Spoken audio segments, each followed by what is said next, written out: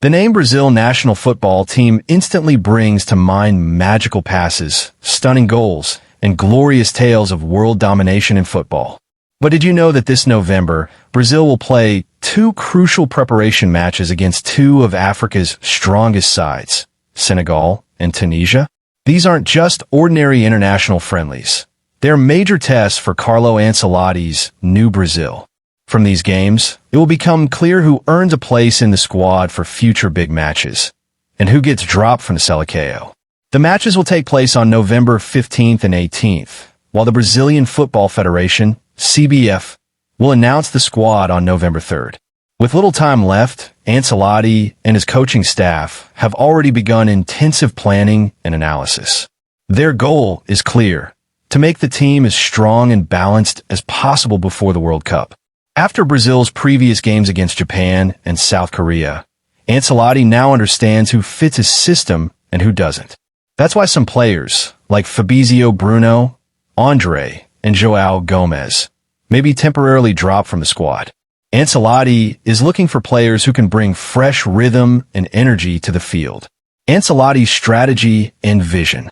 After these two matches, Brazil faces even greater challenges against football giants like France and Croatia.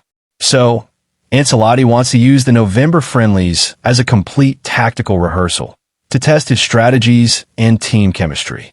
In a way, these two matches against Senegal and Tunisia are like a mini trial, where the coach will evaluate who truly deserves a place in his core team. As always, before naming the final squad, Brazil's coaching staff closely monitor both European and domestic league matches.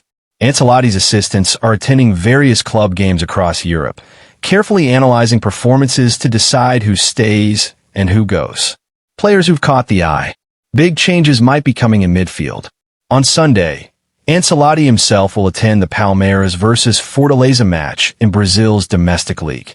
His focus will be on two young talents, Vitor Roque, Andreas Pereira. Vitor Roque hasn't been in great form during his time in Europe with Barcelona and Real Betis, but Ancelotti still believes in his potential. That's why Roque might get another chance in these African friendlies. Meanwhile, Andreas Pereira has long been knocking on the national team's door.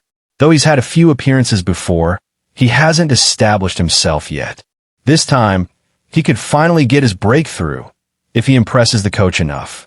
Domestic league players get a chance. Ancelotti's eyes aren't only on Europe. The coaching staff are also watching players from Brazil's domestic clubs, like Flamengo, Botafogo, Fortaleza, and Palmeiras. Several young stars that are currently in brilliant form. Some of them might receive their first ever national team call-up this November. Ancelotti believes that Brazil's future doesn't rely solely on European-based stars. There are hidden gems at home who, if given a chance, can change the team's destiny. Possible surprises in the squad. Rumors suggest that there could be new faces in both defense and midfield. Brazil's backline has looked unstable in recent matches, so Ancelotti wants defenders who can both tackle and build attacks. In midfield, he's seeking the right balance, a blend of experience and youthful energy. The importance of the Senegal and Tunisia matches. Both Senegal and Tunisia are strong forces in African football.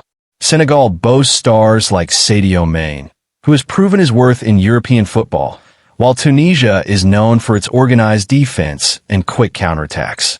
So, these matches won't just be warm-ups. They'll be realistic tests of how well Brazil's new combinations work under pressure. Fans are now eagerly waiting for Ancelotti's squad announcement. Everyone wants to know which players the experienced Italian coach will trust this time. Young talents like Vitor Roque, Andreas Pereira, or perhaps a rising Flamengo star, could mark the beginning of a new chapter for Brazil. What kind of Brazil is Ancelotti building? A big question remains. What kind of Brazil is Ancelotti trying to create? Will he revive the traditional Seleção style, joyful, fast, attacking football filled with flair? Or will he build a modern, European-style Brazil, grounded in tactical discipline? We may get our first real glimpse of his vision in these two matches. So, these November friendlies are more than just games. They mark the beginning of a new era for Brazil. Who will stay? Who will go? And who will become Ancelotti's next trump card? All answers lie within those 90 minutes. If you're a true Brazil fan, you can't afford to miss these matches.